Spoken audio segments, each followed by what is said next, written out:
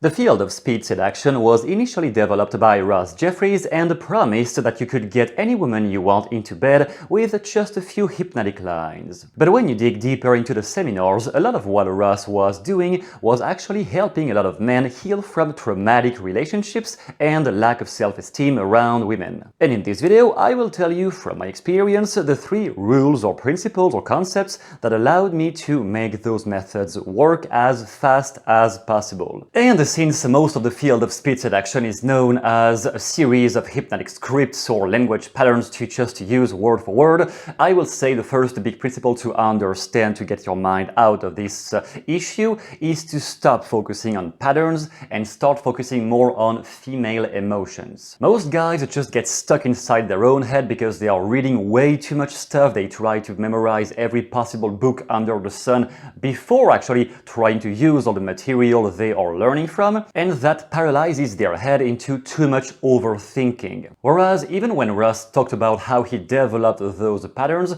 he explained that it was mostly by exchanging with women. He was talking with them and kind of mirroring their language, the kind of words they used to describe their feelings. It was coming from a woman's mind in the beginning, which is why it works. And if you don't have the opportunity right now to surround yourself with women and learn from them directly, then one thing I do suggest is to actually watch some romance movies, the popular trendy romance movies right now, or what has been trendy over the last 10-20 years, or if you have some more time, actually read some romance novel and ask yourself basically, why does she watch this?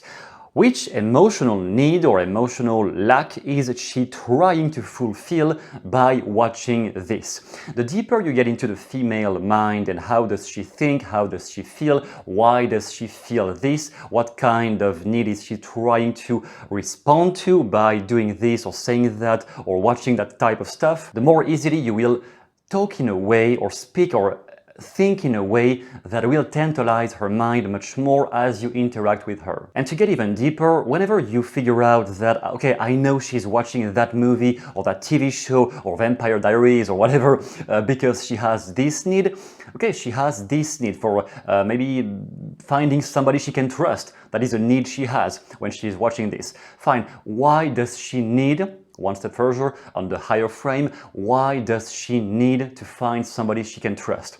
Because she wants to find love. Fine, why does she need to find love? Because she needs somebody. Why does she need somebody? The higher you climb on this ladder of deeper emotions, the more easily you will have the greatest conversations ever with women around you, because you will have already pondered on what kind of feelings is she operating from. And if you do that on a regular basis, then your conversations will be the most stimulating ever for her, because she will relate with, oh, this guy really understands what I'm going through right now, or what I have been through in the past, or what most women go through. Not pretending just watching a movie one time or like doing this process one time will make you the best conversationalist ever, but at least it is propelling your mind into thinking hypnotically in that sense, into the female psyche, into her deepest emotions, because they tend to operate from emotions much more than men do. Not that men can't, but they are not conditioned socially in the same way, so they are used to listen more to their feelings and operate and take action based on their feelings. Once you can trigger their feelings, their emotions, instead of trying to memorize cold language scripts that she doesn't even care about, once you can use those language scripts to connect with what she's feeling at that moment in your presence, or what does she feel, what she felt when she was with some ex-boyfriend she really loved and now it's over, but what made her initially love him so much? How did that happen in her mind? If you can put words on that, words that maybe even she hasn't been able to put, because when the feelings are too strong in a woman's mind, usually even she has a lot of trouble to articulate consciously what is she feeling. When you can put words on that, which is what Ross has done in the beginning, when you can put words on what she feels better than she can describe it herself, then definitely she will be tantalized about your conversation and at least want to know more about you. So this first rule or principle reframes the whole concept of I need to memorize or learn language patterns, how they work on a cognitive semantic level. it reframes that whole super intellectual thing into I just need or I just want to explore into her mind what is it that I can use.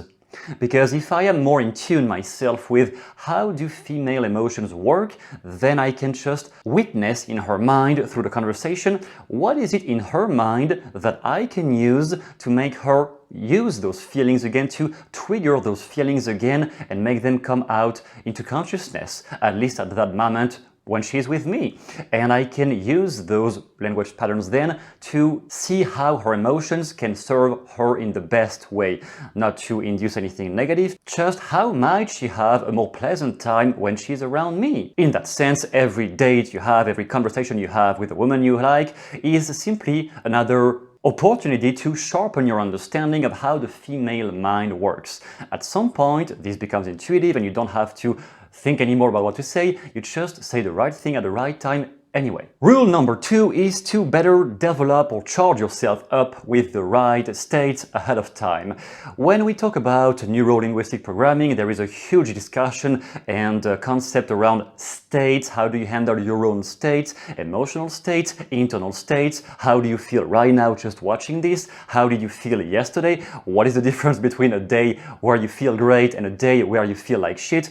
How does that happen inside yourself? Which comes back to the first principle. Notice the kind of feelings she would have to be into to like you. Then on your side, what kind of state could you be into so that you become much more tantalizing and entertaining or interesting when you're interacting with her? Usually that happens in a sequence of 3 main states over the seductive process. First, you have to be in some fun, light, but also bold state so that she's at least compelled to exchange with you.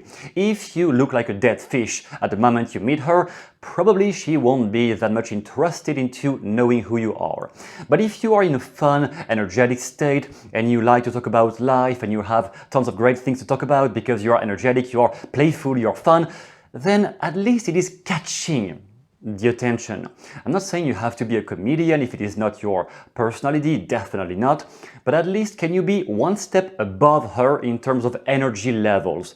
That is all I am asking, just one step above where she is in terms of energy level.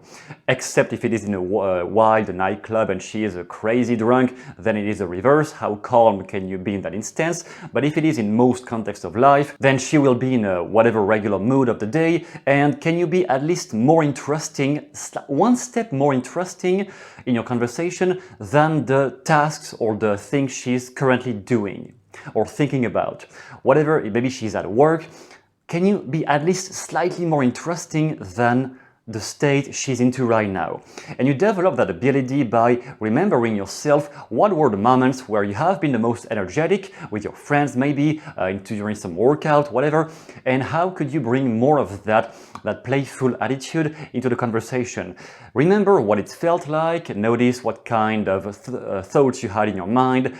Did you have some song in your earphone? What were you thinking about? How did you visualize the world at that moment?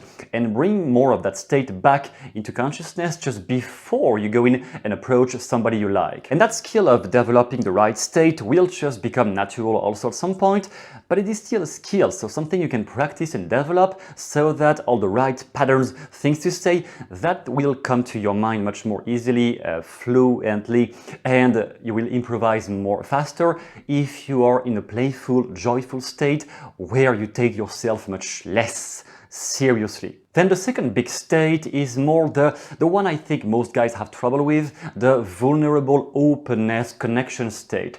This one can be trickier because if you have felt any trauma linked with relationships, if you have been abandoned either by a parent or by some ex-girlfriend, then maybe your heart metaphorically is kind of wounded and closed. So you may have trouble to open up to somebody and make the conversation slow down on this side, reduce the level of energy, obviously, so that she feels more quiet, at peace and calm with you.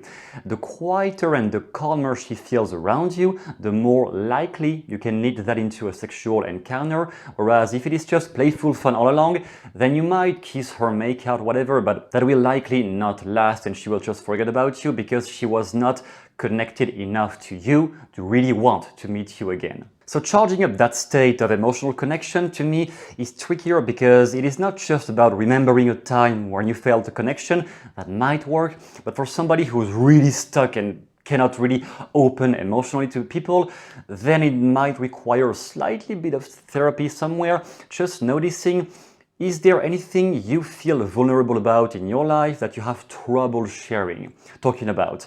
If it is the case, not saying you should tell that to the girl you want to seduce, but maybe investigate those things that made you isolate, maybe that made you less proactive with people, and notice what kind of wound may be inside yourself. Because once you have healed from that a bit more, then it is way easier to connect emotionally with somebody else by talking about a few vulnerable things about yourself, not going into deep trauma, but a few things you may be slightly uncomfortable about, and then she will reciprocate more easily by talking about more vulnerable things in her life too, and that is how the emotional connection process happens. And there, same thing, you can use all the language patterns, the incredible connection from Ross Jeffries. There, yes, you can use all those things because it will come from a state of openness, of emotional openness, and not from a state of the cold machine calculating what he's saying, which she doesn't really care about. She wants to meet the human being who you are below the words, below the patterns, not just hear some canned lines she doesn't care about. Who are you below that? And share a bit more of that with her so that she's compelled and want to reciprocate and share more of her life with you. That is how you create a much bigger connection with her. And then the last state, obviously, is the sensual, more intimate state where usually physical touching happens or arises more easily. And this is seldom happening if she doesn't trust you enough. Unless she's drunk, obviously, or unless she might be a professional. Otherwise, it is about first connecting emotionally with her so that she's letting her emotional shield down, and then you can escalate physically much more easily. And on the last state here, I would say you would need a much more proactive stance.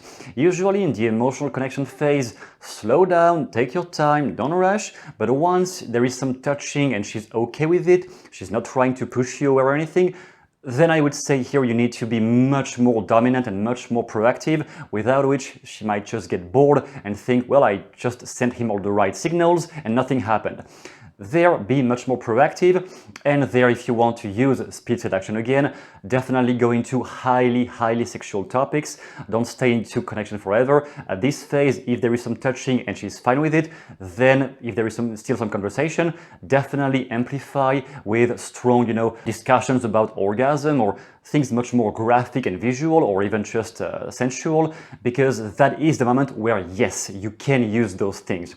But the problem usually is guys, I think, quite often try to use those intense sexual states way too early without having any sort of connection, and that is why a lot of resistance comes into. And finally, the last rule or principle will be to reframe your own perception of failure, or what you call failing, or what you call not being good enough, or what you call being rejected.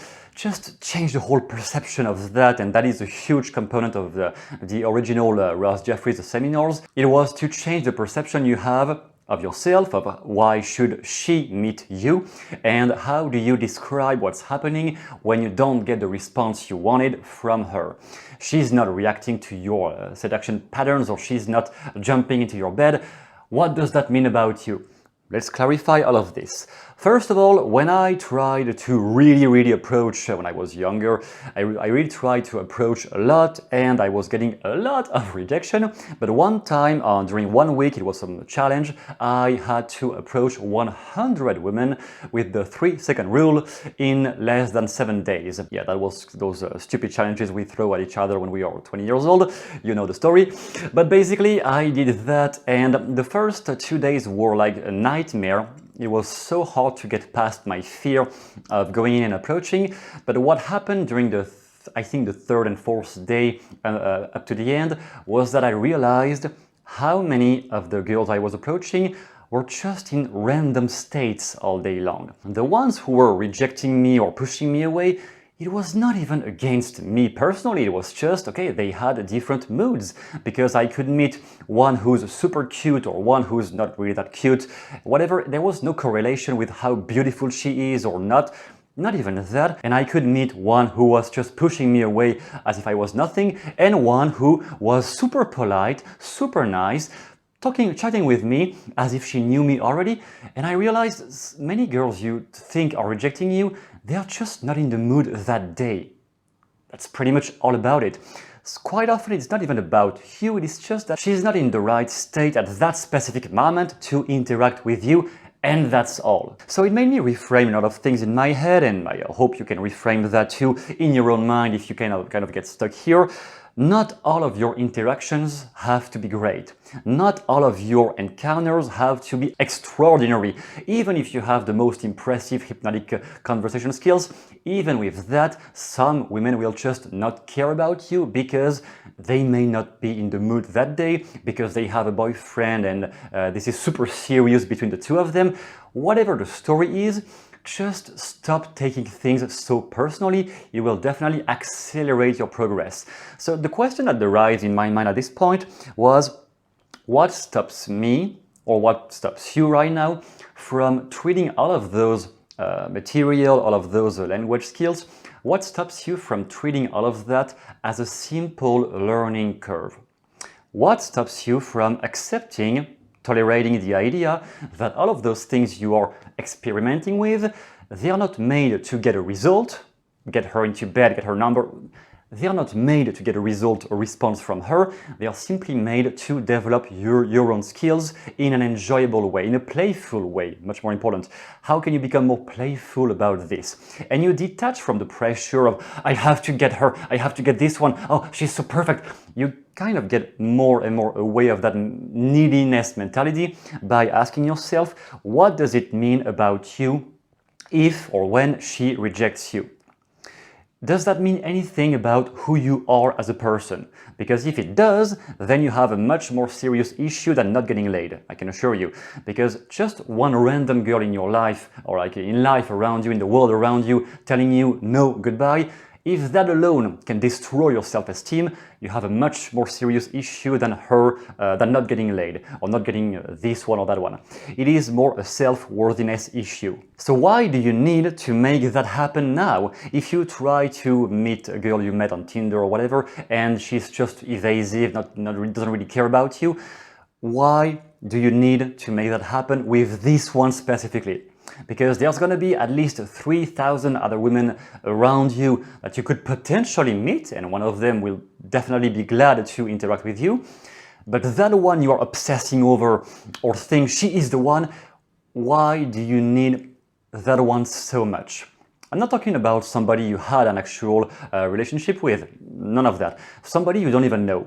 If somebody you don't even know gives such a hard blow on your self-esteem and on your ego, why does that happen? How can she have the power, somebody you barely even know, how can she have the power to make you feel really low, whereas she barely even said that much at this point? And to get even more in touch with some uncomfortable potential feelings you may hold back, that could hold you back from getting more successful in that field, what would happen if you were never ever succeeding? That one unveils the deeper fears that may block you right now. If you were to never ever master those skills, those language patterns, those gut impact, this October man, those hypnotic skills, if you were to never in your whole life ever master this, I'm not saying it would happen like this, obviously you will eventually succeed, just to connect with your fear though, if that was to never happen, then what?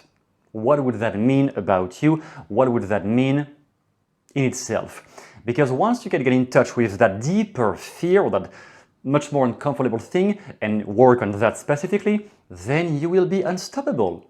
Because you won't have the fear of taking action much more easily from there. You will much more easily go in, approach a new one, and your brain will have much more freedom to think in the right ways, because you won't have as many things blocking you from being natural around her, or becoming more proactive every time you need to meet a new one because the last one didn't happen as expected, then fine, you don't care, you meet a new one, and that is completely okay. And from there, if you want to accelerate all your progress in dating and become a much better hypnotic conversationalist, if we can put it that way, I have created several courses over the years that can definitely propel your skills in no time at all. You will find down below some of them that focus on the mastery of hypnotic language within the context of seduction, while others focus more on creating a strong emotional connection, because I noticed it was really the recurring point in many of the people I was helping. No matter which woman you want to meet, they will shorten the time you need to master those skills by far by focusing only on the techniques that work best from my experience and what I have seen in the guys I have helped so far, without wasting brain cells on super complex methodologies that nobody is really using anymore and that you don't even need to use. It will simplify, it will be a shortcut to simplify all the material out there to only what you need to get to the results you want with the women around you. That is down below if you want to check that out. Thanks a lot for watching, and see you again in the next video.